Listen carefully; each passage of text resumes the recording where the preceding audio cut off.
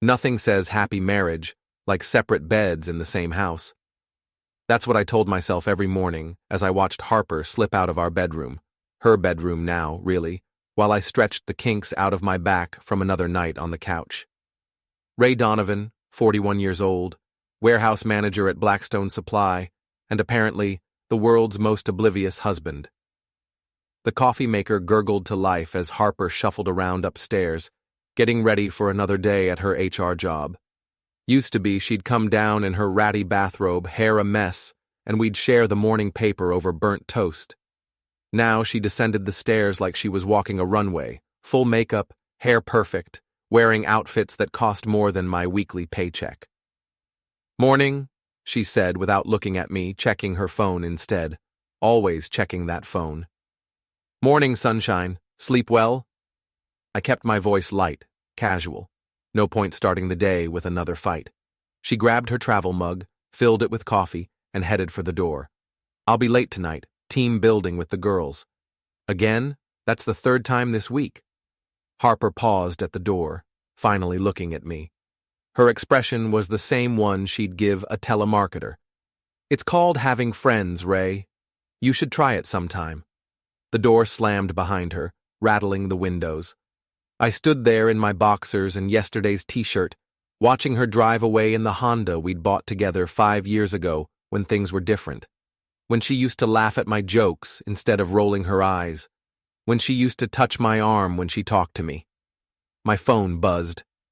Text from my brother Mike. "Coffee? You sound like you need it." Mike was an ex-cop turned security consultant, which basically meant he spent his days watching people lie to him for money. He had that cop instinct that never went away, the ability to spot trouble before it spotted you. Right now, he was probably spotting trouble in me. I threw on some clothes and drove to Murphy's Diner, the kind of place where the coffee was strong enough to wake the comatose, and the waitresses called everyone Han. Mike was already there, reading the sports section and working on his second cup. "You look terrible," he said, as I slid into the booth across from him. "Thanks. Really what I needed to hear." "When's the last time you slept in your own bed?" I signaled the waitress for coffee. "Define own bed." Mike folded his paper and leaned forward. "Ray, what's going on? And don't give me some garbage about work stress." The coffee arrived, black and bitter as my mood. I took a sip and felt it burn all the way down. "Harper's different. Has been for months. Cold, distant, like she's waiting for something." "Waiting for what?" "That's the million-dollar question." I pulled out my phone and showed him Harper's Instagram. Photo after photo of her with her friend Trixie, all smiles and cocktails. "Look at this. When's the last time she smiled like that around me?" Mike scrolled through the photos. "Who's the guy?" "What guy?" Before we dive deeper into this story, I have one small request. Please subscribe, drop a like, comment, and hit that hype button to boost this channel so more people can discover these incredible Reddit stories. He turned the phone back to me, pointing at a photo from last week.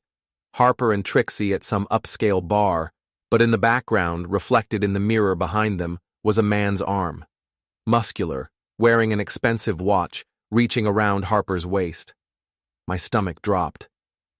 I didn't see that." "Course you didn't. You're too close to it." Mike handed the phone back. "Ray, I'm going to ask you something, and I want a straight answer. Do you think Harper's cheating?" The question hung in the air like smoke. I'd been dancing around it for weeks, making excuses, finding reasons to explain away the late nights, the new clothes, the way she flinched when I touched her. "I don't know," I said finally. "Maybe. Probably." "What are you going to do about it?" "What can I do? Follow her around like some creepy stalker? Hire a private investigator? Confront her with no proof?" Mike leaned back in his seat. "You could try talking to her." I laughed, but there was no humor in it. "Right. Hey honey, are you having an affair? I'm sure that'll go over great. Better than sitting around feeling sorry for yourself." He was right, of course. Mike was always right, which was why he'd made a good cop and why he drove me crazy as a brother. But talking to Harper felt like trying to have a conversation with a wall that rolled its eyes and checked its phone every 5 seconds. We finished our coffee in relative silence, Mike occasionally grunting at something in the sports section, while I stared out the window at the gray October morning. Blackstone looked tired, like a city that had given up trying to impress anyone. The old brick buildings downtown were half empty, the storefronts covered with "for lease" signs that had been there so long they'd become part of the architecture. "I should get to work," I said, dropping a 5 on the table. "Ray." Mike caught my arm as I stood up. "Whatever's going on, don't do anything stupid, and I mean that in the most loving, brotherly way possible." "Define stupid." "You know what I mean. Don't go full vigilante. This isn't some movie where the wronged husband gets revenge and everyone cheers." I nodded, but his words stuck with me as I drove to the warehouse. Don't go full vigilante. As if the thought hadn't crossed my mind.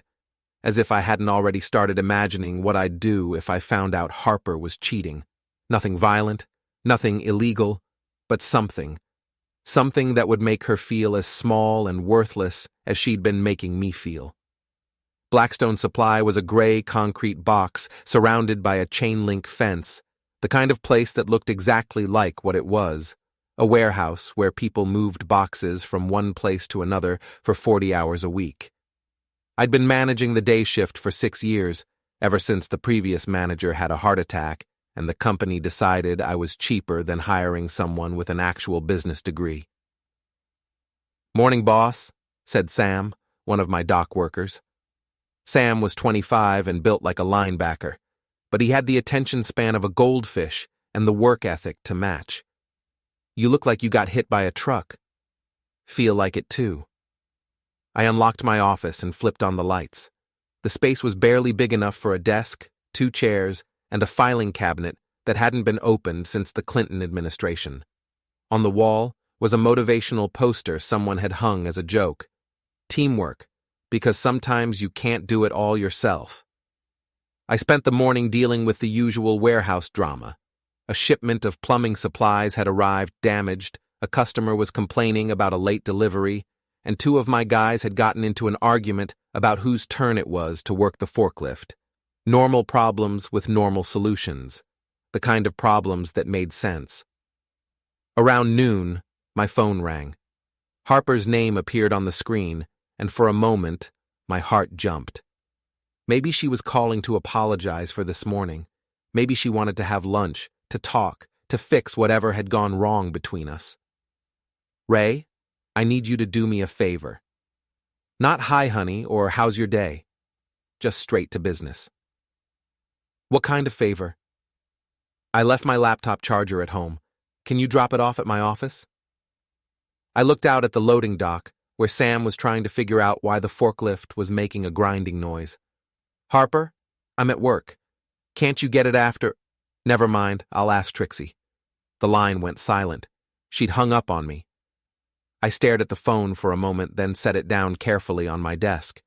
Ask Trixie. Of course, Trixie, who lived 20 minutes away and had her own job, was somehow more convenient than her husband, who'd been married to her for 8 years. The afternoon dragged by. I found myself checking my phone every few minutes, hoping for a text, a call, anything that might indicate Harper remembered I existed. Nothing. Around 4 o'clock, Mrs. Ledoux called about a delivery to Harper's office building. Mrs. Ledoux was the office manager there, a stern woman in her 60s who knew everyone's business and wasn't shy about sharing it. "Ray, dear, how are you holding up?" "Holding up? Oh, with Harper being so busy these days. She's been working such long hours."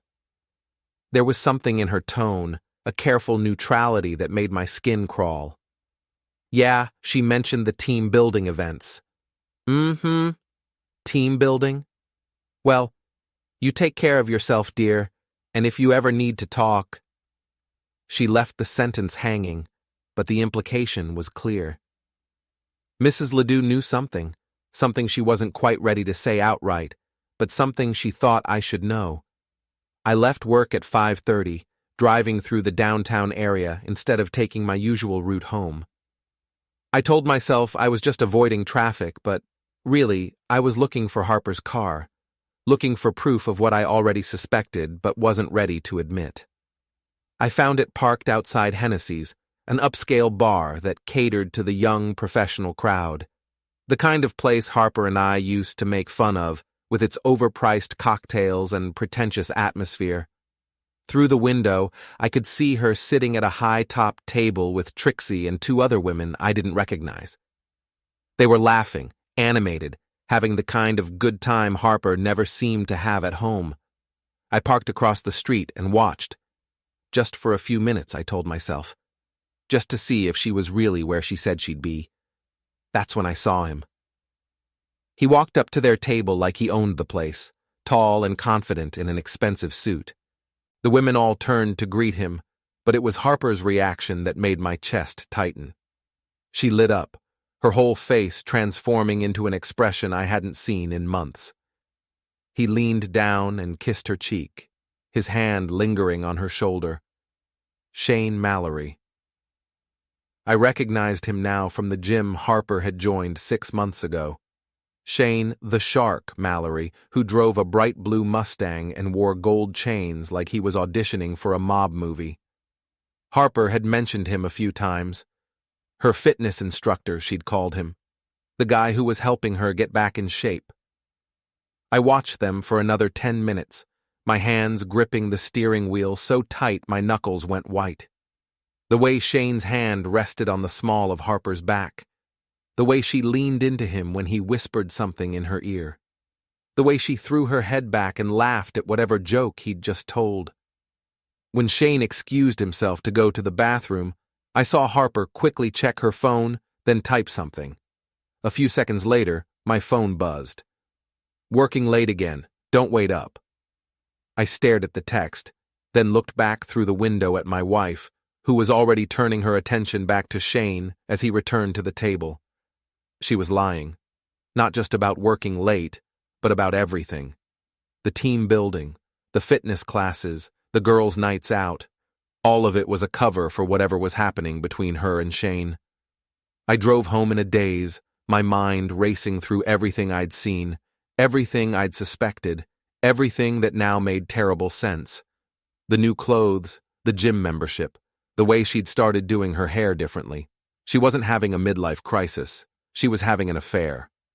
The house felt different when I walked in, like a stage set for a play I wasn't invited to watch. I went to the kitchen and opened the refrigerator, staring at the contents without really seeing them. We needed groceries. The milk was expired. There were takeout containers from restaurants I'd never been to. I closed the refrigerator and leaned against it, trying to figure out what to do next. Confront her? Demand the truth? Pack my bags and leave? Call a lawyer? Or maybe, just maybe, I could beat her at her own game. I thought about what Mike had said earlier. Don't go full vigilante. But what if I didn't go full vigilante? What if I just went strategic? Harper wanted to play games? Fine. I'd been managing a warehouse for 6 years, dealing with people who tried to cheat the system every day. I knew how to be patient. I knew how to gather evidence. I knew how to wait for the right moment to strike. And most importantly, I knew how to make sure everyone was watching when I did it. The house was quiet, except for the hum of the refrigerator and the distant sound of traffic. I pulled out my phone and started scrolling through Harper's social media again, this time looking for clues I'd missed before. Photos, comments, tags, check-ins, building a timeline of lies. By the time Harper came home at 11:30, smelling like expensive cologne that wasn't mine, I was already in bed, pretending to sleep, pretending I didn't know. But I knew. And soon everyone else would know too. The next morning, Harper was gone before I woke up.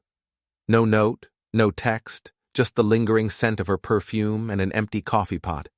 I made my own coffee and sat at the kitchen table, staring at the spot where she usually sat, trying to remember the last time we'd had breakfast together. It had been weeks, maybe months. I called in sick to work, something I'd done maybe 3 times in 6 years, and spent the morning doing something I'd never thought I'd do, going through Harper's things like a detective. Not the obvious stuff. Harper wasn't stupid enough to leave evidence lying around, but people always missed something. Always. I started with the home office we shared, a converted bedroom that Harper used for her HR work, and I used to pay bills.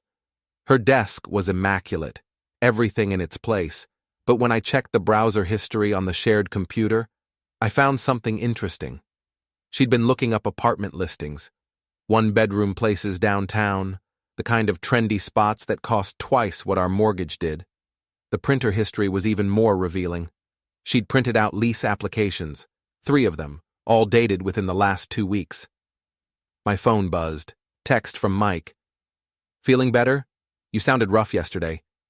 Instead of answering, I called him. "Can you meet me? I need to show you something." "Ray, what's going on?" Can you come over? Harper's at work."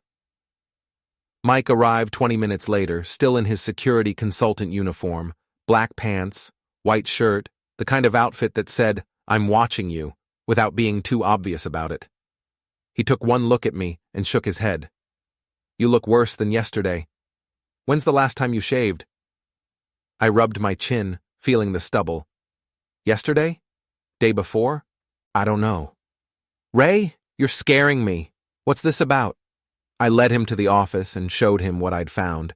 The apartment listings, the lease applications, the browser history full of searches for how to leave your husband and divorce lawyers in Massachusetts. Mike studied the papers, his cop instincts kicking in. This doesn't necessarily mean she's cheating. Maybe she's just unhappy. Maybe she wants a trial separation. There's more. I told him about seeing Harper with Shane at Hennessy's, about the lies, about the way she'd been acting. Mike listened without interrupting, occasionally nodding or making notes on his phone. "Okay," he said when I finished. "So, what do you want to do about it?" "I want proof, real proof, the kind that'll hold up in divorce court." "Ray, no, listen, if she wants out, fine, but she's not going to screw me over in the process. Half the house, alimony, making me look like the bad guy? I don't think so." Mike was quiet for a long moment, studying the lease applications. "You want to hire a PI?" "I want to hire you. I'm not a private investigator." "But you know people who are." He sighed, the sound of a man who knew he was about to make a mistake, but was going to do it anyway. "There's a woman I used to work with, June Martinez. She left the force a few years ago, started her own investigation business. She's good, but she's not cheap." "How not cheap?" $500 a day, plus expenses." I thought about our savings account, the money Harper and I had been putting aside for a vacation we'd never taken. "Do it." Mike made the call while I sat in the kitchen, staring out the window at our neighbor's yard. Mrs. Peterson was hanging laundry on the line, the same routine she'd followed for the 20 years she'd lived next door. Some people's lives were predictable, stable, normal. Mine was apparently a soap opera. "June can meet us this afternoon," Mike said, hanging up. "But Ray, I want you to think about this. Once you start down this road, there's no going back. You're going to see things you don't want to see." "I'm already seeing things I don't want to see. At least this way, I'll have proof." June Martinez turned out to be a compact woman in her 40s, with short gray hair and the kind of intense stare that probably made suspects confess just to get her to look away. We met at a coffee shop downtown, far enough from my neighborhood that I wouldn't run into anyone I knew. "Mike told me the situation," she said, pulling out a tablet and stylus. "Your wife is having an affair and you want documentation for divorce proceedings." "That's right. Standard surveillance package is $500 a day. I'll need a retainer of $1,500, and I'll want photos of both subjects, their schedules, vehicle information, anything else you can give me." I handed her a folder I'd prepared, photos of Harper and Shane from social media, Harper's work schedule, her gym membership information, Shane's business address. June flipped through it with professional detachment.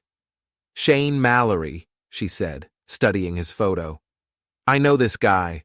Small-time entrepreneur, runs a consulting business that's mostly hot air and debt. He's been married twice, both ended badly. Currently single, lives in those new condos on Riverside Drive. You know all that just from looking at his picture? I make it my business to know the players in this town. Mallory's got a reputation, likes married women, especially ones with money or stable jobs, classic predator behavior. The word predator hit me like a slap. That's what Shane was, a predator who'd targeted my wife, and Harper had fallen for it. How long do you think this will take? I asked. Depends on how careful they're being. If they're meeting regularly, I should have what you need within a week.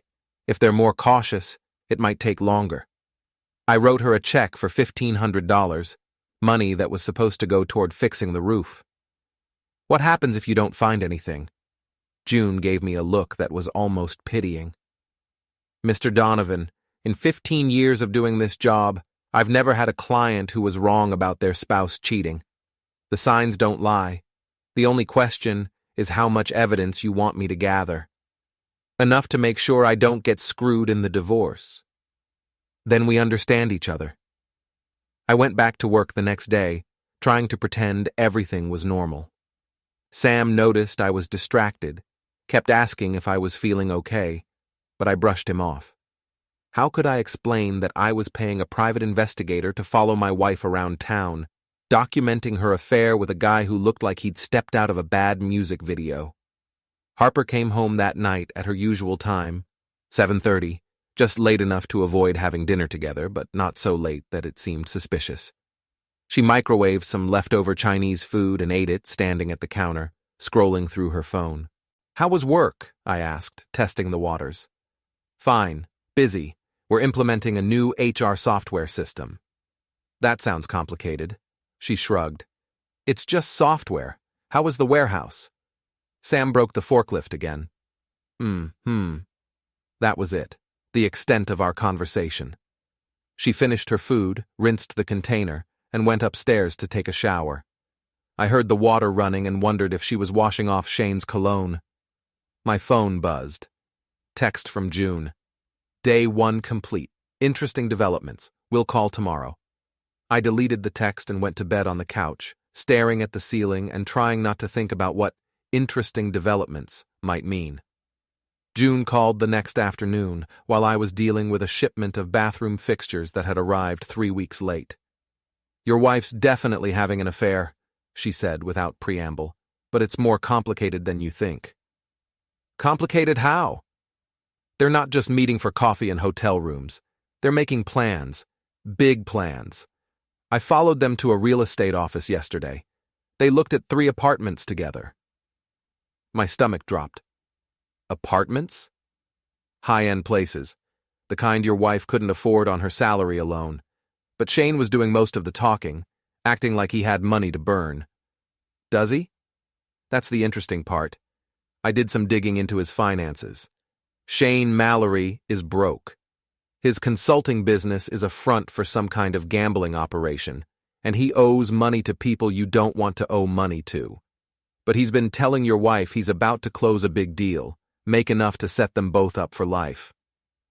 I felt like I was going to be sick. So he's using her. Looks that way. The question is, does she know it? I thought about Harper's lease applications, her careful planning, the way she'd been pulling away from me for months. She knows something. Maybe not everything, but something. There's more. I followed Shane after he dropped your wife off at work.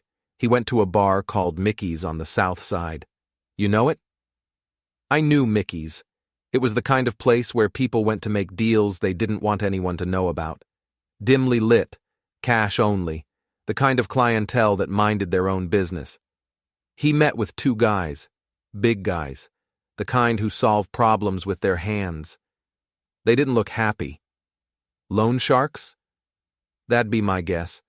Shane's in deep, and he's looking for a way out. Your wife might be his ticket. I closed my eyes, trying to process what June was telling me. Harper wasn't just cheating on me. She was being used by a con man who owed money to dangerous people, and she was too blinded by whatever she thought she felt for Shane to see it. "What do you want me to do?" June asked. "Keep watching. Get me everything you can, photos, recordings, documentation of every lie." "Ray, I have to ask, what are you planning to do with this information?" It was a good question. What was I planning to do? Confront Harper? Show her the evidence and hope she'd come to her senses? File for divorce and take her to the cleaners? Or something else? Something that would make both Harper and Shane pay for what they'd done to me.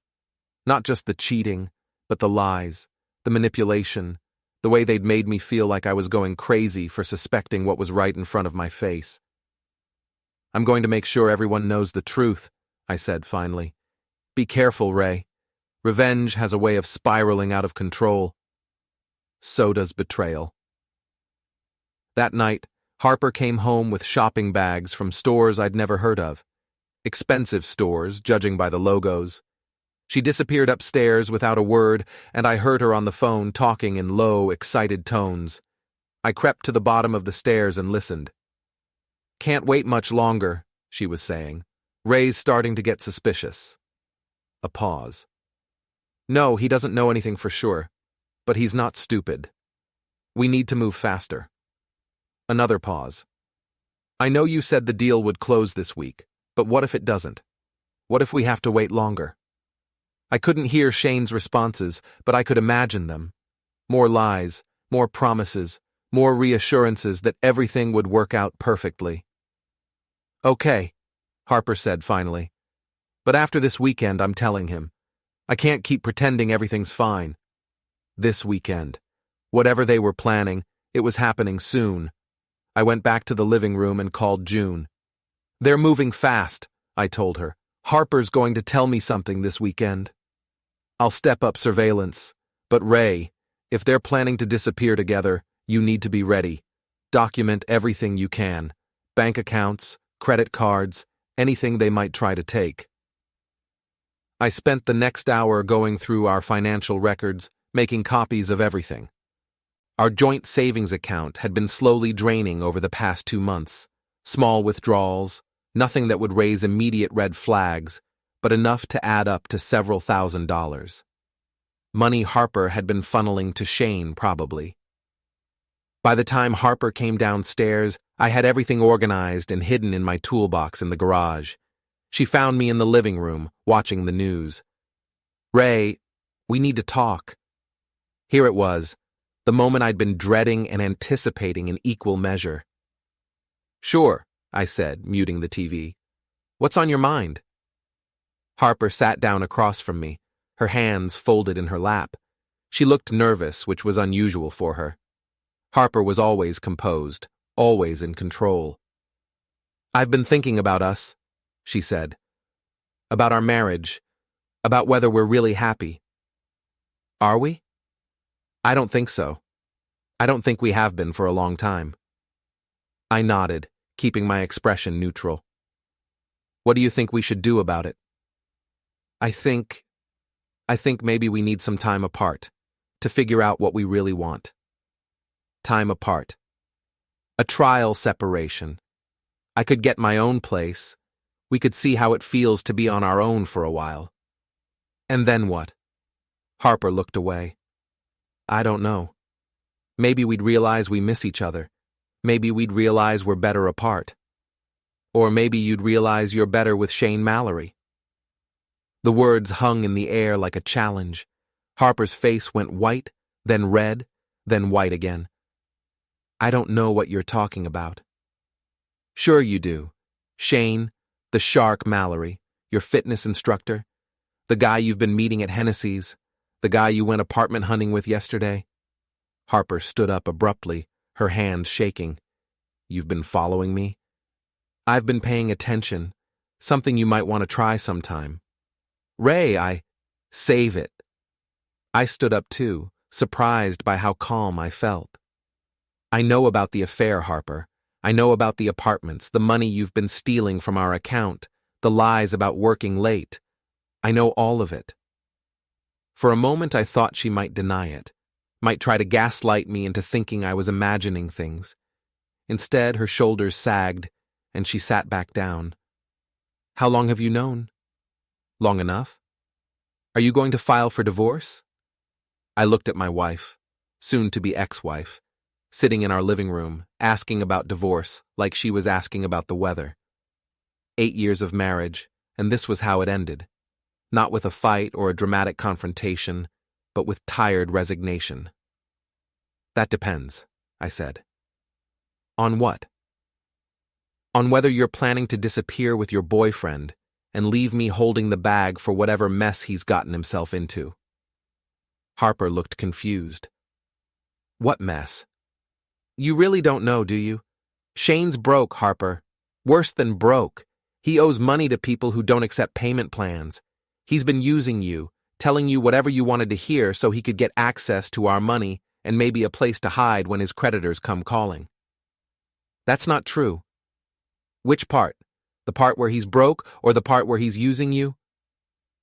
Harper was quiet for a long moment, staring at her hands. When she finally looked up, there were tears in her eyes. Even if that's true, she said quietly, it doesn't change how I feel. About us, I mean. We haven't been happy, Ray. You know that. She was right. We hadn't been happy. But there was a difference between being unhappy and being betrayed. A difference between growing apart and being lied to and manipulated. You're right, I said. We haven't been happy. But we could have talked about it. We could have tried counseling, or a separation, or any number of things that didn't involve you sneaking around behind my back. I know. I'm sorry. No, you're not. You're sorry you got caught. There's a difference. Harper wiped her eyes and stood up. I'll start looking for a place tomorrow. Don't bother. I already found the applications you printed out. Just pick one and go. She nodded and headed for the stairs, then stopped. Ray? For what it's worth, I never meant for it to happen this way. But you're not sorry it did. She was quiet for a moment. No, I'm not. After she went upstairs, I sat in the dark living room, thinking about what had just happened. Harper was leaving. My marriage was over. In a few days, maybe a week, she'd be gone, and I'd be alone in a house that was too big for one person. But I wasn't sad. I wasn't angry. I was something else entirely. I was planning.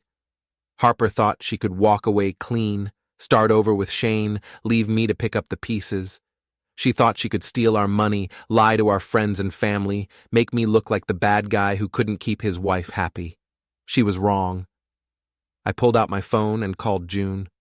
It's happening, I said when she answered. Harper just asked for a separation. She's moving out. I'm sorry, Ray. Don't be. I want you to document everything they do over the next few days. Every meeting, every conversation, every lie they tell. Can you do that? Of course. But what are you planning? I looked around the living room, at the photos of Harper and me from happier times, at the life we'd built together that she was so eager to throw away. I'm going to give them exactly what they deserve. The next few days passed in a strange kind of suspended animation. Harper moved through the house like a ghost, packing boxes and making phone calls in hushed tones.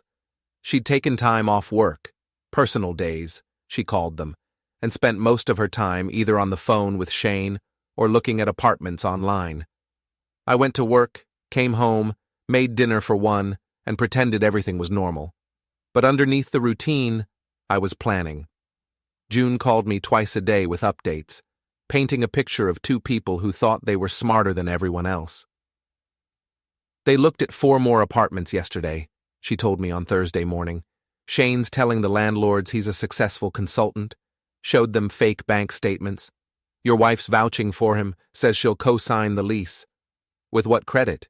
She doesn't have any income outside her job. That's the thing. She's been telling people she's getting a big settlement from her divorce, says her husband cheated on her and she's taking him for everything. I nearly dropped the phone. She's telling people I cheated? Gets worse. She posted something on social media last night, Vague stuff about discovering who someone really is and finding the strength to leave a toxic situation. Her friends are eating it up, telling her how brave she is. I hung up and immediately checked Harper's Facebook page. Sure enough, there was a post from the night before. Sometimes the hardest thing is admitting you've been living a lie. But I'm done pretending everything is fine when it's not. Time to choose happiness over security, truth over comfort. Thank you to everyone who's been supporting me through this difficult time. The comments were exactly what you'd expect. Dozens of friends and co-workers telling Harper how strong she was, how she deserved better, how they'd always thought something was off about our marriage. A few people asked what happened, but Harper's responses were masterfully vague. I'd rather not get into details, but let's just say I discovered some things that made me realize I couldn't stay. I scrolled through the comments, feeling my anger build with each supportive message. Harper wasn't just leaving me. She was rewriting history, making herself the victim and me the villain. By the time our divorce was final, everyone we knew would think I was some kind of monster who'd driven his poor wife into the arms of another man. That afternoon, I got a call from my mother. "Ray, honey, I just saw Harper's post on Facebook. What's going on?" Maureen Donovan was 73 years old and had worked as a nurse for 40 years before retiring. She had the kind of no-nonsense attitude that came from dealing with people's problems all day, every day, and she didn't suffer fools gladly. "Harper and I are getting divorced, Mom. I figured that much out. What I want to know is why she's making it sound like you're some kind of criminal. Because that's easier than admitting she's been cheating on me for months." There was a long pause. "She's cheating?" "With some guy named Shane. They're planning to move in together as soon as the divorce is final." "And she's telling people you cheated?" "Apparently." I heard my mother take a deep breath, the kind she used to take before delivering bad news to a patient's family. "Raymond Patrick Donovan, I raised you better than to let some lying little tramp destroy your reputation." "Mom!" "Don't mom me. I've known that girl for 8 years, watched her smile at family dinners while she was planning to stab you in the back. You're not going to let her get away with this." "What am I supposed to do? Post my own Facebook rant? Air our dirty laundry for everyone to see?" "If that's what it takes, but you're smarter than that. You'll figure out something better." After I hung up, I sat in my office staring at the motivational poster on the wall. Teamwork, because sometimes you can't do it all yourself. Maybe it was time to build a team. I called June first. "I need everything you've got on Shane. Financial records, criminal history, employment records, everything." "That's going to cost extra." "I don't care. I also need you to document Harper's lies. The fake bank statements Shane's been showing landlords, the stories she's telling about me cheating, all of it." "Ray, what are you planning?" "I'm planning to make sure the truth comes out. All of it." Next, I called Mike. "I need a favor." "What kind of favor?" "The kind where you use your security contacts to run background checks on Shane Mallory." "Ray!" "Mike, Harper's telling everyone I'm the bad guy. She's rewriting history, making me look like some kind of abusive husband while she rides off into the sunset with her boyfriend. I'm not going to let that happen." Mike was quiet for a moment. "What do you need?" "Everything. Criminal record, credit history, employment verification, lawsuits, liens, everything you can find. This is going to take a few days. I've got time." That weekend, Harper moved most of her stuff out. She'd found a furnished apartment downtown. Just temporary, she said, though we both knew it wasn't. Shane helped her move, driving his ridiculous blue Mustang with the stereo cranked up loud enough to wake the whole neighborhood. I watched from the kitchen window as they loaded boxes into his car, laughing and touching each other like teenagers. Shane was everything I wasn't: tall, muscular, flashy, the kind of guy who wore expensive sunglasses and gold chains and thought he was God's gift to women. Harper looked happier than I'd seen her in months, Mrs. Peterson from next door knocked on my door that afternoon. "Ray, dear, I'm so sorry about what's happening." "Thank you, Mrs. Peterson. That Harper never deserved you. I always thought she was a bit, well, I probably shouldn't say." "What?" "It's just that she always seemed to think she was better than the rest of us. Too good for the neighborhood, too good for a regular job, too good for a regular husband. I saw her with that man in the fancy car. He looks like trouble." "He is trouble." Mrs. Peterson patted my arm. "Don't you worry, dear. People like that always get what's coming to them." Sunday evening, Harper came by to get the last of her things. She looked different, younger somehow, like leaving me had taken years off her life. She was wearing a new dress, something expensive and stylish that Shane had probably bought her with money he didn't have. "I think that's everything," she said, looking around the living room one last time. "Harper, can I ask you something?" She tensed, probably expecting me to beg her to come back or make some kind of scene. "What?" "Are you happy?" The question seemed to surprise her. "Yes, I am." "Good. That's all I wanted to know." She studied my face, looking for sarcasm or hidden meaning. "You're taking this better than I expected." "What did you expect?" "I don't know. Anger. Pleading. Something." I shrugged. We weren't happy together. Now maybe we both have a chance to be happy apart. "I hope so." She picked up her last box and headed for the door.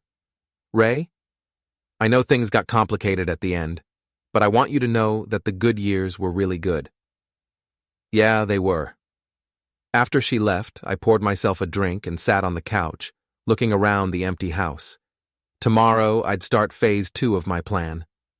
Tonight, I was going to enjoy the quiet. Monday morning, I got the call I'd been waiting for. "I've got everything you asked for," June said. "Shane Mallory is a walking disaster. 3 bankruptcies, 2 divorces, a restraining order from his second wife, and enough debt to choke a horse. He owes money to at least 6 different creditors, including some very unfriendly people." "How unfriendly?" "The kind who break legs when they don't get paid. Shane's been dodging them for months, moving from apartment to apartment, staying ahead of the collection agencies. Your wife has no idea what she's gotten herself into." "What about the fake bank statements?" "Completely fabricated. Shane's checking account has been overdrawn for 3 weeks. His consulting business is just a P.O. box and a website he built himself. The man doesn't have 2 nickels to rub together." Mike called an hour later with similar news. "Shane Mallory has been arrested twice for fraud, once for assault, and he's currently being sued by his former business partner for embezzling company funds. He's also behind on child support for 2 kids from his first marriage." "Child support?" 18 months behind. His ex-wife has been trying to garnish his wages, but he keeps switching jobs to stay ahead of her. I felt a grim satisfaction settling over me. Shane wasn't just a cheater and a liar. He was a complete fraud, a con man who'd targeted Harper because she represented stability and money. And Harper, blinded by whatever she thought she felt for him, had fallen for it completely. "There's more," Mike said. "I talked to a friend who works in the DA's office. Shane's name came up in an investigation into an illegal gambling operation. Nothing they can prove yet, but they're watching him." "Gambling?" "High-stakes poker games, sports betting, the works. Shane's been running games out of various locations around the city, taking a cut of every pot. It's small-time stuff, but it's enough to get him in serious trouble if they can build a case." I thanked Mike and hung up, then sat back in my chair and smiled for the first time in weeks. Harper thought she was getting a fresh start with a successful entrepreneur. Instead, she'd tied herself to a sinking ship.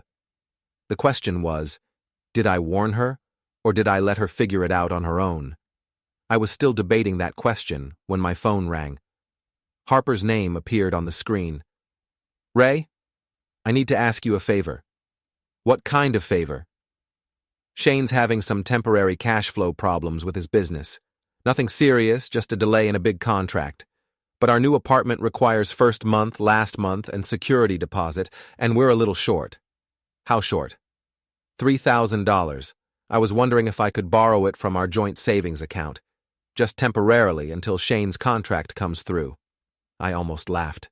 Harper was asking me to loan her money so she could move in with her boyfriend.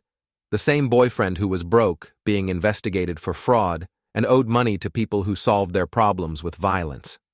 Harper, we're getting divorced. I don't think it's appropriate for me to be loaning you money. It's not a loan, it's my money too. Half of everything in that account is mine. She was right, legally speaking. But morally, ethically, Harper had been stealing from that account for months, funneling money to Shane for his various schemes and lies. I'll think about it, I said.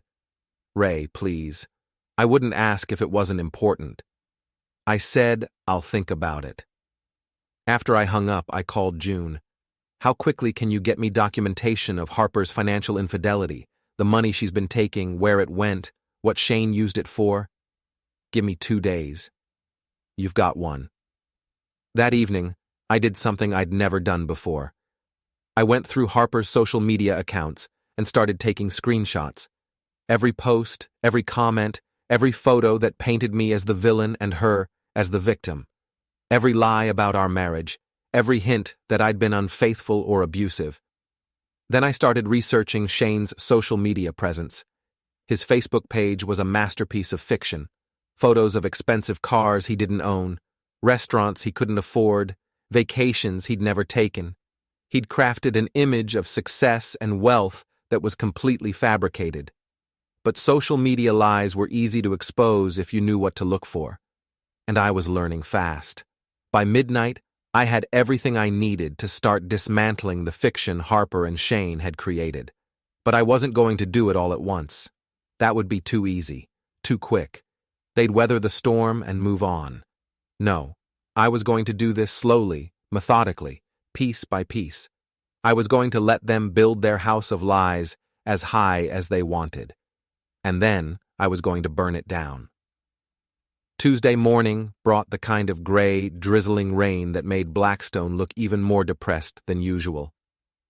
I sat in my office at the warehouse, drinking coffee that could strip paint and watching the water run down the windows in crooked streams. June had delivered everything I'd asked for: financial records, surveillance photos, documentation of every lie Shane had told and every dollar Harper had stolen. The evidence was damning. Over the past 3 months, Harper had withdrawn nearly $8,000 from our joint accounts in small amounts, always just under the limit that would trigger a bank notification. The money had gone to Shane's rent, his car payments, expensive dinners, and what appeared to be gambling debts. Meanwhile, Shane had been showing fake bank statements to landlords, claiming to have a 6-figure consulting contract that didn't exist. He'd even created fake references, using burner phones and email addresses to pose as satisfied clients. My phone buzzed. Text from Harper. Did you think about the loan? We need to put down the deposit today or we'll lose the apartment. I stared at the message for a long moment, then typed back, check your email. I'd spent the morning putting together a comprehensive dossier on Shane Mallory, criminal record, financial history, employment verification, everything Mike and June had uncovered. I attached it to an email with a simple message: thought you should know who you're really moving in with. My phone rang 30 seconds after I hit send. Ray, what is this? Harper's voice was tight with anger. It's the truth, something you might want to try sometime. These documents, they can't be real. They're real. Shane's broke, Harper. Worse than broke. He's been lying to you about everything: his job, his money, his past. The man you're planning to build a life with is a con artist. You're lying. I'm not the one who's been lying. Check it out yourself if you don't believe me. Call the companies he claims to work for. Ask to see his real bank statements. Hell, ask him about his 2 ex-wives and the child support he hasn't paid in 18 months. There was a long silence. I could hear traffic in the background, which meant Harper was calling from her car, probably sitting in some parking lot, reading through the documents I'd sent. Even if this is all true, she said finally. It doesn't change how I feel. It should change how you think. You're just trying to sabotage my relationship because you can't stand the thought of me being happy. I'm trying to keep you from making the biggest mistake of your life. But if you want to ignore the evidence and move in with a criminal, that's your choice. Harper hung up without another word. I went back to work, but I couldn't concentrate. Part of me had hoped that showing Harper the truth about Shane would snap her out of whatever spell he'd cast over her. Instead, it seemed to have made her more determined to prove me wrong. Around noon, Sam knocked on my office door. Boss? There's some guy here asking for you. Says his name is Shane. I looked up from the shipping manifest I'd been pretending to read. Shane's here? Yeah, and he looks pretty steamed. You want me to call security? The warehouse didn't have security unless you counted Sam's ability to lift heavy objects, but I appreciated the offer. No, send him in. And Sam, stay close, okay? Shane Mallory in person was even more ridiculous than he'd looked from a distance. He was wearing a suit that probably cost more than I made in a week, along with enough gold jewelry to stock a pawn shop. His hair was perfectly styled, his teeth were unnaturally white, and he moved with the kind of swagger that screamed overcompensating. Ray Donovan? He didn't wait for an answer. We need to talk. About what? About the lies you've been spreading about me. I leaned back in my chair, studying Shane's face.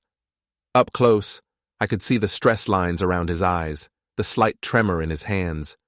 This was a man running scared, trying to hold his world together with bravado and expensive clothes. I haven't spread any lies, I just shared some public records with my wife, soon-to-be ex-wife. Those documents are fake. No, they're not, but feel free to prove me wrong. Show me your real bank statements. Give me the contact information for your consulting clients. Explain why there's a warrant out for your arrest in Rhode Island. Shane's face went pale. There's no warrant. Failure to appear on a child support hearing. Issued 3 weeks ago. You really should keep better track of these things. For a moment, I thought Shane might take a swing at me. His hands clenched into fists, and he took a step forward. But then he seemed to remember where he was. In a warehouse full of guys who moved heavy objects for a living. Guys who wouldn't hesitate to throw him out on his well-dressed rear end. You're trying to destroy my relationship with Harper. I don't need to destroy it. You're doing that all by yourself. She loves me. She loves the idea of you, the successful businessman, the guy with money and connections and a bright future. But that guy doesn't exist, does he? That guy is a fantasy you created to hook women like Harper. Shane's jaw tightened. You don't know anything about me. I know you're broke. I know you owe money to people who don't accept excuses. I know you've been using Harper to pay your bills and buy you time. What I don't know is whether you actually care about her or if she's just another mark. I care about her more than you ever did. Really? Then why haven't you told her about your gambling debts? Why haven't you mentioned the investigation into your illegal poker games? Why haven't you explained that the big contract you keep talking about is completely fictional? Shane stared at me for a long moment, and I saw something shift in his expression. The anger was still there, but underneath it was fear. Fear that his carefully constructed world was about to come crashing down. Harper's not going to believe you, he said finally. Maybe not, but other people will. Your landlord, for instance. I'm sure he'd be very interested to know that those bank statements you showed him were fake. And your poker buddies, I bet they'd love to find out that the guy running their games is about to be arrested. You wouldn't. Try me. Shane turned and walked out without another word, his expensive shoes clicking on the concrete floor. Through my office window, I watched him get into his blue Mustang and peel out of the parking lot, tires squealing. Sam appeared in my doorway. Everything okay, boss? Everything's fine, but if that guy comes back, call the police. That afternoon, I put phase 2 of my plan into action. I'd spent weeks gathering evidence, documenting lies, building a case. Now it was time to start sharing that information with the right people. I started with Shane's landlord. A quick search of public records had given me the name and contact information for the management company that owned Shane's apartment complex. I called and asked to speak to the property manager. This is regarding one of your tenants, Shane Mallory. I have reason to believe he provided false financial information on his lease application. What kind of false information? Fake bank statements, fabricated employment records, fictitious references. I have documentation if you're interested. The property manager was very interested. Landlords don't like being lied to, especially when they're dealing with someone who's already behind on rent. Next, I called the Massachusetts Department of Revenue.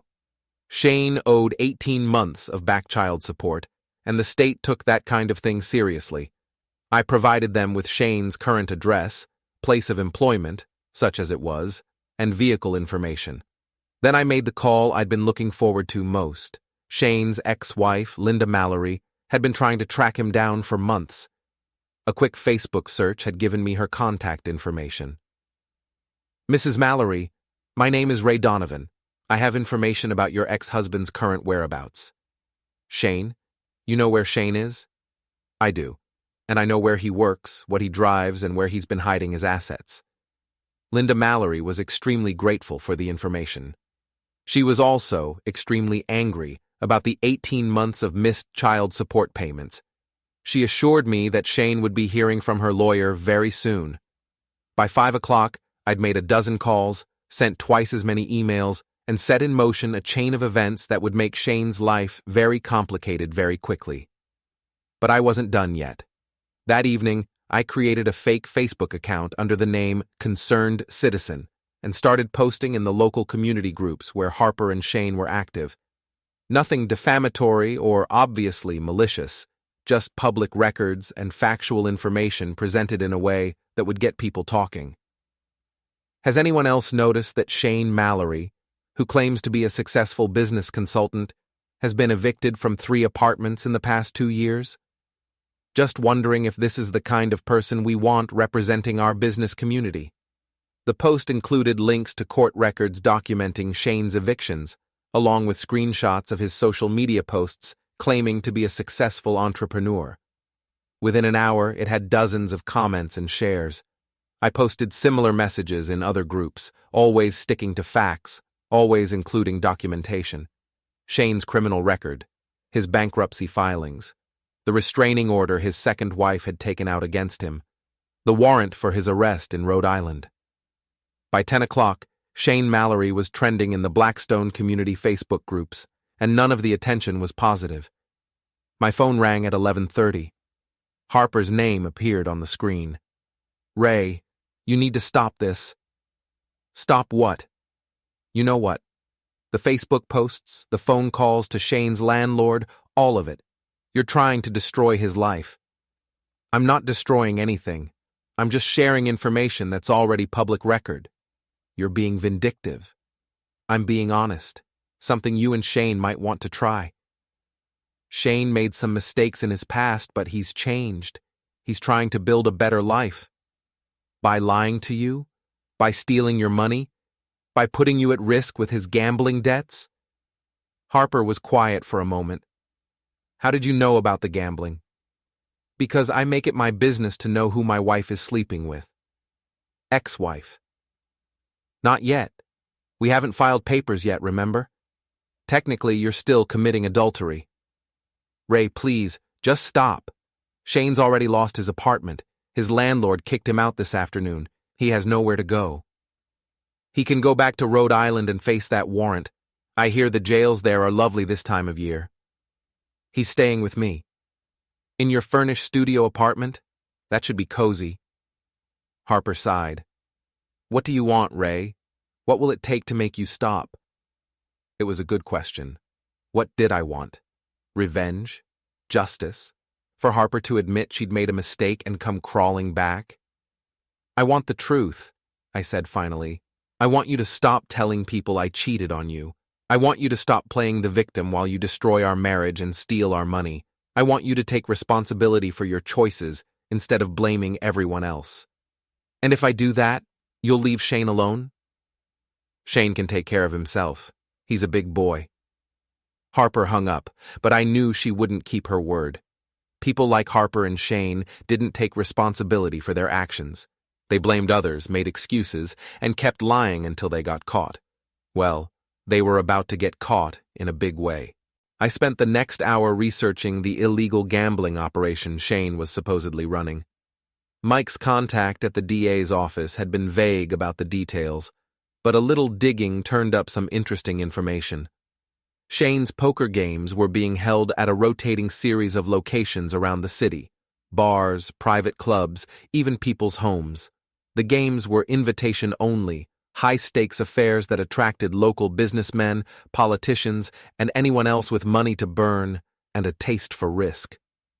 The problem was that Shane wasn't just running the games. He was skimming money from the pots, cheating players, and generally running what amounted to a criminal enterprise. The DA's office had been investigating for months, building a case that would eventually result in arrests and prosecutions. I had an idea. A terrible, wonderful, completely justified idea. I picked up my phone and called the tip line for the DA's office. "I have information about an illegal gambling operation being run by Shane Mallory." The person on the other end of the line was very interested in what I had to say. I gave them Shane's address, his vehicle information, and the locations where I suspected the games were being held. I also mentioned that Shane had recently moved in with his girlfriend and might be using her apartment as a base of operations. "We'll look into it," the investigator assured me. "Thank you for the information." After I hung up, I sat back in my chair and smiled. Shane thought he could waltz into my life, steal my wife, take my money, and ride off into the sunset without consequences. He was about to learn otherwise. Tomorrow, I'd start phase 3 of my plan. But tonight, I was going to sleep better than I had in months. Wednesday morning arrived with the kind of crisp October air that made you think about changing seasons and new beginnings. I was having my first cup of coffee when my phone rang. June's name appeared on the screen. "You're going to love this," she said, without preamble. "Shane's world is falling apart faster than a house of cards in a hurricane." "Tell me." "His landlord kicked him out yesterday, just like Harper said. But here's the interesting part. When the property manager went to inspect the apartment, they found evidence of the illegal gambling operation. Poker chips, cards, a safe full of cash that Shane didn't have time to grab before he fled." I nearly choked on my coffee. "They found the money?" $12,000 in small bills, the kind of money that comes from skimming poker games. The landlord called the police, who called the DA's office, who are now very interested in having a conversation with Mr. Mallory. Where's Shane now? Officially, nobody knows. Unofficially? He's been sleeping in his car for the past 2 nights. I followed him to 3 different parking lots before he finally settled on the Walmart on Route 9. Classy guy. I felt a grim satisfaction settling over me. Shane's carefully constructed world was collapsing, and Harper was about to get a front-row seat to the disaster. What about Harper? That's where it gets interesting. She's been calling in sick to work, spending her days trying to find Shane a new apartment. But nobody wants to rent to a guy with no verifiable income and a criminal record. She's getting desperate. Desperate enough to do something stupid? Desperate enough to consider co-signing a lease with her own credit. I overheard her on the phone yesterday, begging some landlord to give Shane a chance. She's willing to put her own financial stability at risk for this guy. After June hung up, I sat in my kitchen thinking about Harper's situation. She'd tied herself to a sinking ship, and instead of jumping overboard, she was trying to plug the holes with her own resources. Part of me felt sorry for her. The larger part of me felt like she was getting exactly what she deserved. My phone buzzed. Text from Harper. "Can we meet? I need to talk to you about something important." I stared at the message for a moment, then typed back. "Murphy's Diner, 1 hour." Harper was already there when I arrived, sitting in a corner booth with her hands wrapped around a cup of coffee like she was trying to absorb its warmth. She looked terrible. Dark circles under her eyes, hair pulled back in a messy ponytail, wearing clothes that looked like she'd slept in them. "Thanks for coming," she said as I slid into the seat across from her. "What's so important?" Harper took a shaky breath. "I need your help." "With what?" "Shane's in trouble. Real trouble. The police are looking for him. His landlord kicked him out, and now there are all these rumors spreading online about his past." "Those aren't rumors, Harper. They're facts. I know you think Shane is some kind of criminal, but he's not. He made some mistakes, yes, but he's trying to turn his life around." I signaled the waitress for coffee. "By running illegal gambling games?" Harper's face went pale. "How did you know about the poker games? Because I make it my business to know who my wife is associating with. The DA's office has been investigating Shane for months. They found $12,000 in cash in his apartment yesterday." "That money," Shane said it was from his consulting business. "Shane doesn't have a consulting business. He has a gambling operation, and he's been skimming money from the players. That $12,000 is evidence in a criminal case." Harper stared at her coffee cup, her shoulders sagging. For the first time since this whole mess started, she looked like she might be ready to face reality. "What am I supposed to do?" she asked quietly. "You're supposed to cut your losses and walk away, file for divorce, find your own apartment, rebuild your life without a criminal dragging you down." "I can't just abandon him." "Why not? He'd abandon you in a heartbeat if the situation were reversed." Harper looked up at me with tears in her eyes. "Because I love him." "No, you don't. You love the idea of him. The successful businessman, the guy who made you feel young and exciting again. But that person doesn't exist. Shane Mallory is a con artist who saw you coming from a mile away." "That's not true." "Prove it. Ask Shane to show you his real bank statements. Ask him about his gambling debts. Ask him why he's been sleeping in his car for 2 days instead of using all that money from his big consulting contract." Harper was quiet for a long moment, staring out the window at the parking lot where Shane's blue Mustang was conspicuously absent. "Even if everything you're saying is true," she said finally, "I can't just walk away. Shane needs me." "Shane is using you. He's been using you from the beginning, and he'll keep using you until there's nothing left to take." "I don't believe that." I pulled out my phone and showed Harper a screenshot from one of Shane's social media accounts. It was a photo of him with another woman, taken just 3 weeks ago. The woman was young, blonde, and wearing expensive jewelry. Shane's arm was around her waist, and they were both smiling at the camera. "Who is she?" Harper asked. "Her name is Crystal. She's a real estate agent from Springfield. Shane's been seeing her for the past month, telling her the same lies he told you, that he's a successful businessman, that he's about to close a big deal, that he's looking for someone special to share his success with." Harper stared at the photo, her face cycling through confusion, hurt, and anger. This can't be real." "It's real. Shane's been playing both of you, probably looking for whoever could provide him with the most money and stability. You just happen to be more convenient." Harper set the phone down with shaking hands. "How long have you known about this?" "About Crystal?" "A few days. About Shane being a liar and a cheat. From the beginning." "Why didn't you tell me sooner?" "Would you have believed me?" Harper was quiet for a moment, then shook her head. "Probably not." "So what are you going to do now?" Harper wiped her eyes with a napkin. "I don't know. I gave up everything for him. My marriage, my home, my reputation. I told everyone you were the problem, that you were holding me back. How do I come back from that? You start by telling the truth. And then what? Move back in with you and pretend none of this happened?" I shook my head. "That ship has sailed, Harper. Too much has happened. Too many lies have been told. But you can still salvage your dignity and your future if you act now." "How?" "Cut ties with Shane completely. Find your own place, rebuild your relationships with the people you've alienated, and start over. It won't be easy, but it's better than going down with Shane's ship. Harper nodded slowly. What about the divorce?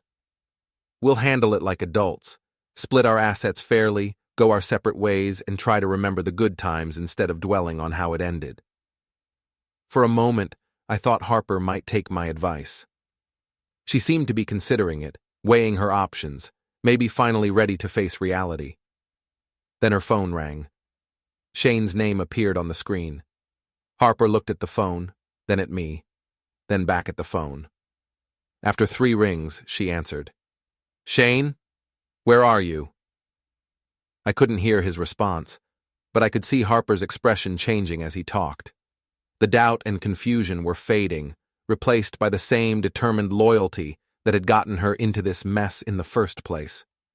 No, don't worry about it, she said into the phone. I'll figure something out. We'll figure something out.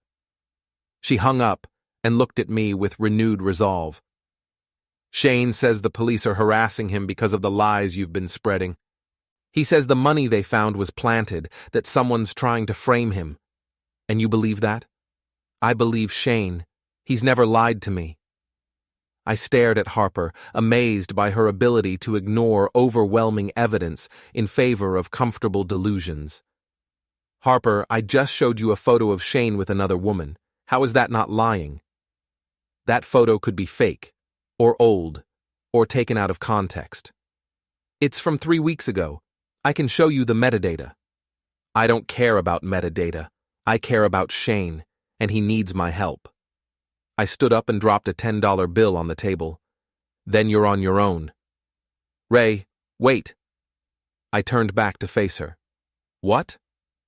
I need to borrow some money, just temporarily, until Shane gets back on his feet. How much?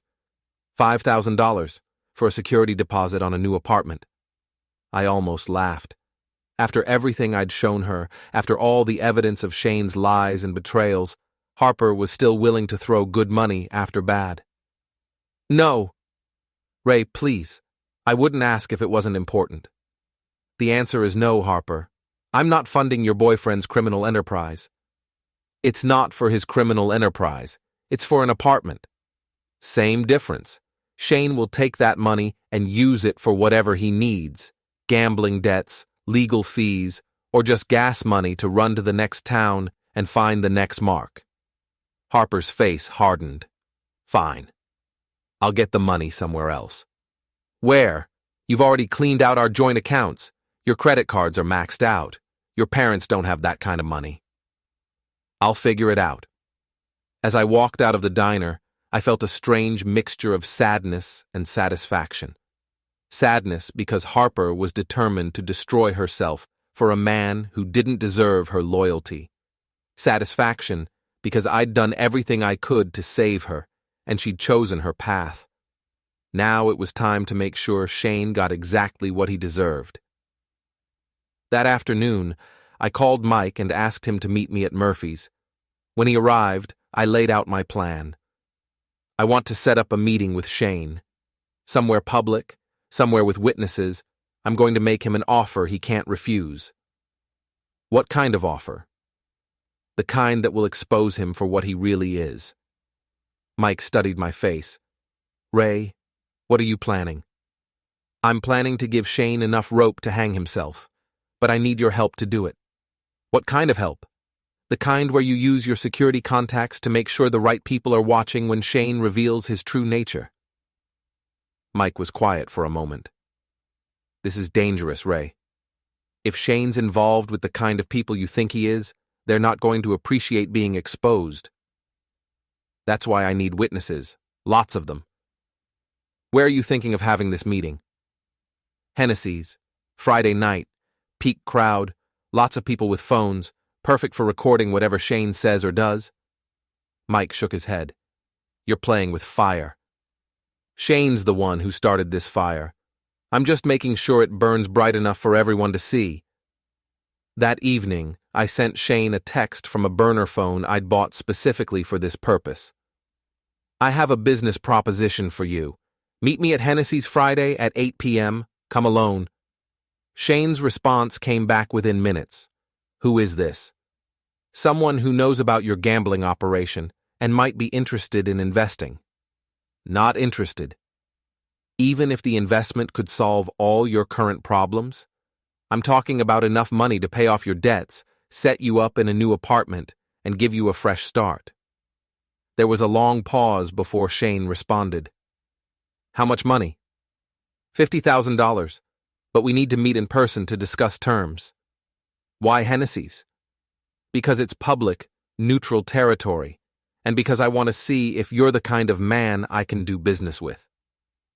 Shane agreed to the meeting, probably because he was desperate enough to take any chance at easy money. What he didn't know was that I had no intention of giving him $50,000. I was planning to give him something much more valuable, the truth. And I was going to make sure everyone in Blackstone was there to witness it. Friday evening arrived with the kind of electric tension that comes before a thunderstorm. I spent the day at work, going through the motions of managing the warehouse while my mind focused on the evening ahead. Sam noticed my distraction and kept asking if everything was okay, but I brushed him off.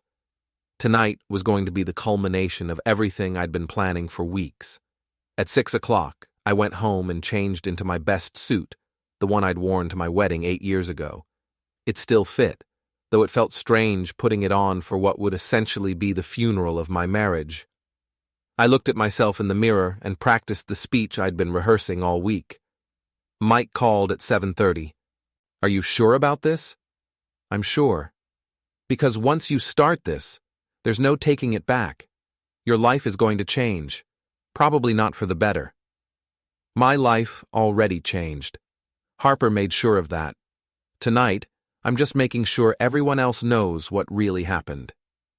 I've got 3 guys positioned around Hennessy's. They'll be recording everything, and they're ready to call the police if things get out of hand. They won't get out of hand. Shane's too much of a coward for violence. It's not Shane I'm worried about, it's you. I understood Mike's concern. For weeks, I'd been the calm, rational one, gathering evidence and building my case methodically. But tonight felt different. Tonight felt like the moment when all that careful control might finally snap.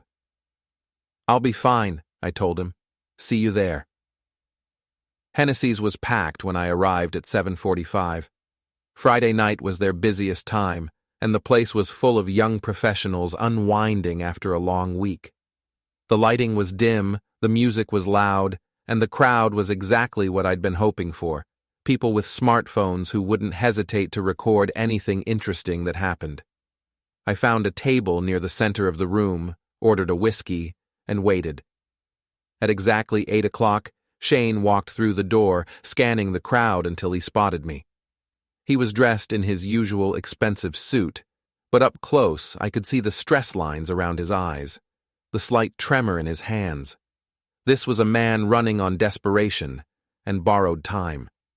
Shane slid into the seat across from me, his eyes darting around the room. You're Ray Donovan. Guilty as charged. What kind of game are you playing? The kind where everyone wins except the people who deserve to lose. Shane's jaw tightened. You said you had $50,000. I lied. Something you should be familiar with. Then what do you want? I took a sip of my whiskey and smiled. I want to make you famous. Before Shane could respond, I stood up and tapped my glass with a knife, the sharp sound cutting through the bar's ambient noise. Conversations gradually died as people turned to look at us. Ladies and gentlemen, I said, projecting my voice so everyone could hear. I'd like you to meet Shane Mallory, also known as the Shark. Shane's a local entrepreneur who's been making quite a name for himself in our community. Shane started to stand, but I gestured for him to sit back down. Please, Shane, don't be modest. Tell everyone about your consulting business. Sit down and shut up, Shane hissed. Or what? You'll have me beaten up, like you did to your second wife? A murmur went through the crowd. People were pulling out their phones, sensing that something interesting was about to happen. That's not true, Shane said, but his voice lacked conviction. Really? Because I have court records that say otherwise. In fact, I have quite a few court records. I pulled out a folder and began reading. Shane Mallory, arrested for fraud in 2019. Shane Mallory filed for bankruptcy in 2020. Shane Mallory restraining order issued by Linda Mallory in 2021. Stop it, Shane said, his face flushing red. But wait, there's more. Shane's also been running an illegal gambling operation right here in Blackstone. High-stakes poker games where he's been cheating players and skimming money from the pots. The crowd was completely silent now. Every phone in the place pointed at our table. Shane looked around wildly, realizing he was trapped. You're lying, he said desperately. Am I? Then explain the $12,000 in cash the police found in your apartment. Explain why the DA's office has been investigating you for months. Explain why you've been sleeping in your car for the past 3 days. Shane's composure finally cracked. You ruined my life. No, Shane, you ruined your own life. I just made sure everyone knew about it. Shane lunged across the table, grabbing for my throat, but I was ready for him. I pushed back, sending him sprawling onto the floor. The crowd gasped and pressed closer, phones recording every second. And here's the best part, I continued, standing over Shane as he struggled to get up. Shane's been running this whole con on my wife, telling her he's a successful businessman, that he's going to take care of her, that they're going to build a life together. Meanwhile, he's been stealing our money and cheating on her with at least 2 other women. Shane finally made it to his feet, his expensive suit rumpled and his perfect hair messed up. Harper loves me. Harper loves a lie. She loves the character you created, not the pathetic criminal you really are. At least I made her happy. At least I gave her something to look forward to. You gave her false hope and empty promises. You made her believe in a future that was never going to exist. Shane looked around the room at all the faces staring at him, at all the phones recording his humiliation. You think you've won? You think destroying me is going to bring Harper back? I don't want Harper back. I want justice. And I want everyone in this town to know exactly who Shane Mallory really is. Shane's shoulders sagged as the fight went out of him. He looked like a man who just realized his game was over, his con exposed, his carefully constructed world crumbling around him. You're right, he said quietly. I am everything you said I am. A liar, a cheat, a fraud.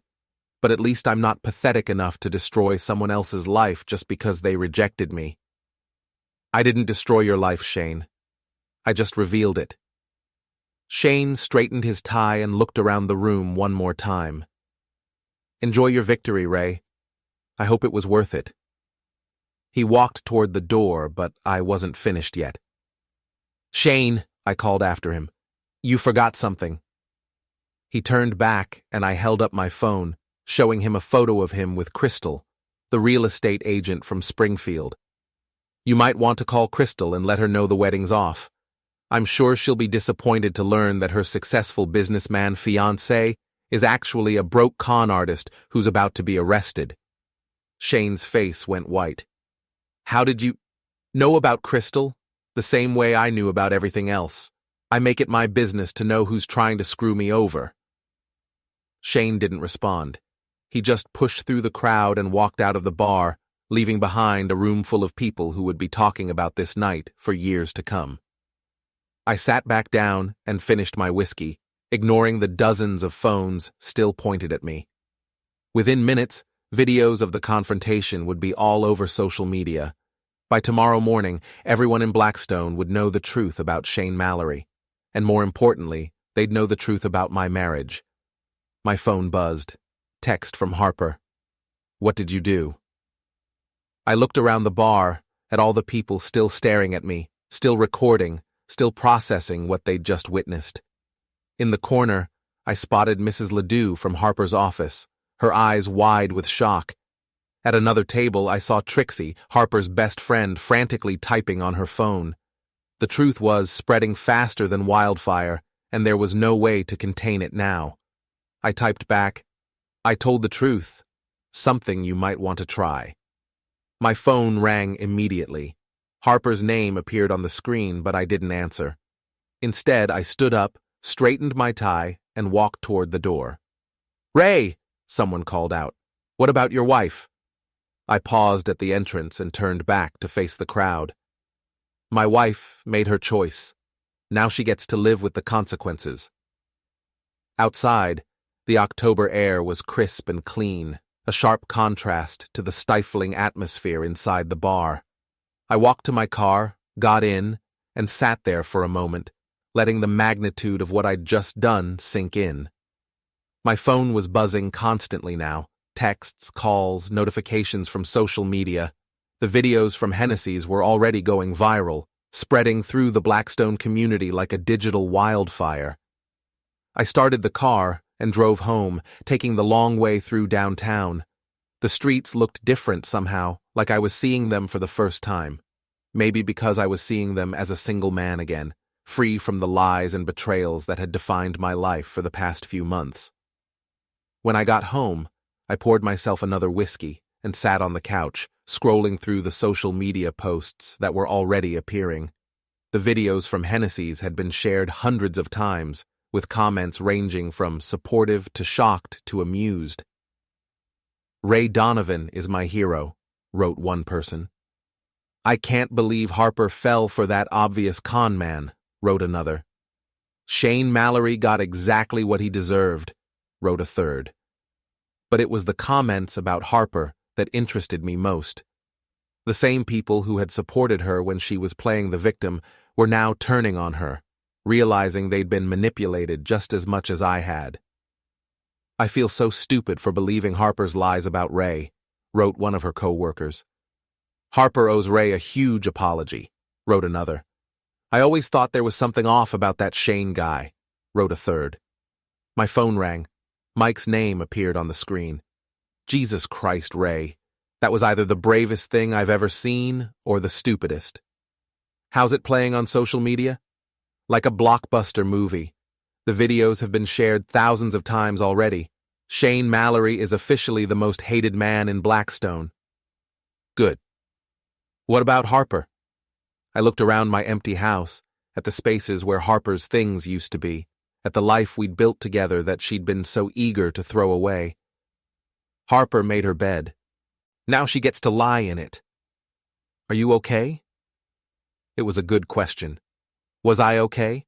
I'd just publicly humiliated my wife's boyfriend, exposed his criminal activities, and probably destroyed any chance of salvaging my marriage. My life as I'd known it was over. But for the first time in months, I felt like I could breathe again. "I'm better than okay," I told Mike. "I'm free." After I hung up, I went to the kitchen and made myself a sandwich, the first real meal I'd had in days. I ate it standing at the counter, looking out the window at Mrs. Peterson's yard, thinking about what came next. Tomorrow, I'd have to deal with the fallout from tonight's confrontation. There would be lawyers, probably, and definitely more media attention than I was comfortable with.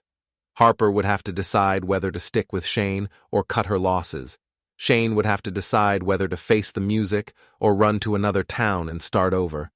But tonight, I was just going to enjoy the quiet. My phone buzzed one more time. Another text from Harper. "We need to talk." I looked at the message for a moment, then deleted it without responding. Harper and I had done enough talking. Tonight had said everything that needed to be said. I finished my sandwich, turned off the lights, and went to bed in my own room for the first time in months. Outside, thunder rumbled in the distance, promising the storm that had been building all day. But inside, everything was finally calm. I'd had the last laugh, and it felt exactly as good as I'd hoped it would. The rain started falling just as I drifted off to sleep, washing the streets clean and preparing the world for whatever came next.